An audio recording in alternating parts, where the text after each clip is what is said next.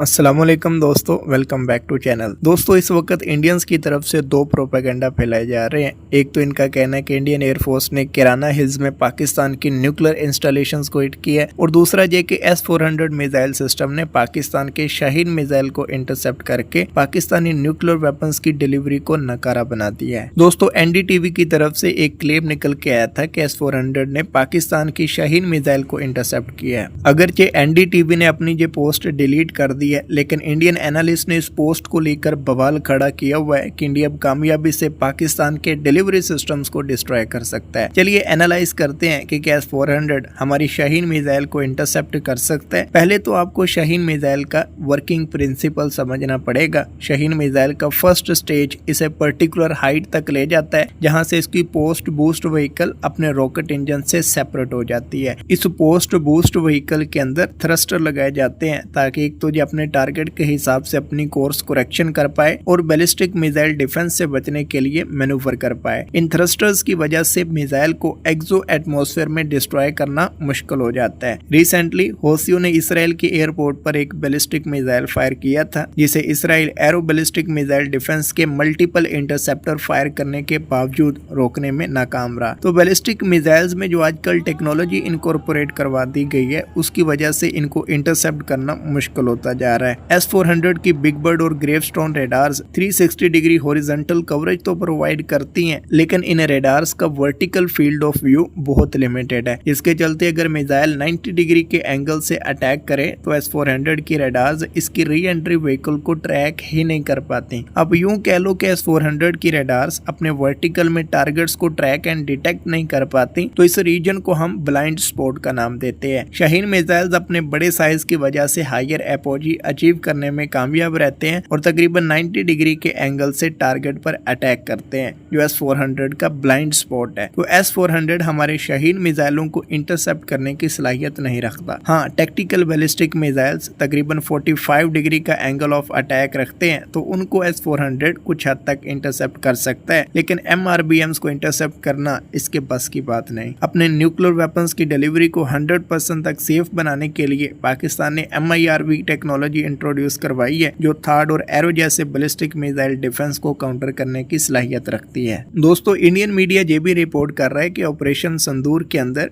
IAF ने किराना hills को निशाना बनाया, जिससे इन इलाकों में एक किस्म का न्यूक्लियर फॉल आउट हुआ है। रेडिएशंस लीक होना शुरू हो गई हैं और अमेरिका ने मॉनिटरिंग के लिए अपने एयरक्राफ्ट रवाना कर दिए हैं। साथ में चाइना से बोरिक एसिड भी मंगवा लिया गया है ताकि अनकंट्रोल्ड फिशन प्रोसेस को कंट्रोल करके सिचुएशन को सप्रेस किया जाए। ये बोरिक एसिड मिस्र के IL-76 एयरक्राफ्ट के जरिए चाइना से मंगवाया गया है। इंडियन मीडिया ने सिचुएशन ये क्रिएट करती है कि अब अगर कोई चिड़िया भी कज़ाए इलाही से किराना हिल्स के करीब फोत हो गई तो वो भी रेडिएशन लीकेज पे डाल देंगे। दोस्तों, 1990s से इंडिया और पाकिस्तान के बीच नॉन अटैक एग्रीमेंट चला आ रहा है, जिसके चलते दोनों मुल्क एक दूसरे की न्यूक्लियर इंस्टॉलेशंस को हिट ना करने के पाबंद है। किराना हिल्स को हिट करने का कोई ऑब्जेक्टिव बनता ही नहीं। मिसाइल तो दूर की बात है, अगर कोई ड्रोन भी कामयाबी से किसी इंस्टॉलेशन को हिट कर दे तो इसके असरात बहुत ही भयानक होंगे। और ये बात इंडियंस को भी पता है कि पाकिस्तान चुप नहीं बैठेगा। इंडिया की अपनी भी तो न्यूक्लियर इंस्टॉलेशंस हैं जो रिटेलिएटरी स्ट्राइक का शिकार बन सकती हैं, तो किराना हिल्स को इंडियन मिलिट्री गलती से भी हाथ नहीं लगाएगी। हाँ, इंडियन फैन बॉयज और इंडियन मीडिया की बात अलग है, वो तो चंद सेकंड में आपको पूरा पाकिस्तान फतह करके दे देंगे। तो दोस्तों, किराना हिल्स में रेडिएशन लीकेज ये इंडियन मीडिया की एक और कॉन्स्पिरेसी थ्योरी है, और S-400 के साथ पाकिस्तान के शाहीन मिसाइलों को इंटरसेप्ट करना ये इंडिया के लिए एक खतरनाक खुशफहमी साबित हो सकता है। तो दोस्तों, उम्मीद है चीजें अंडरस्टैंडेबल थी। अब मिलते हैं नेक्स्ट वीडियो में। अल्लाह हाफिज।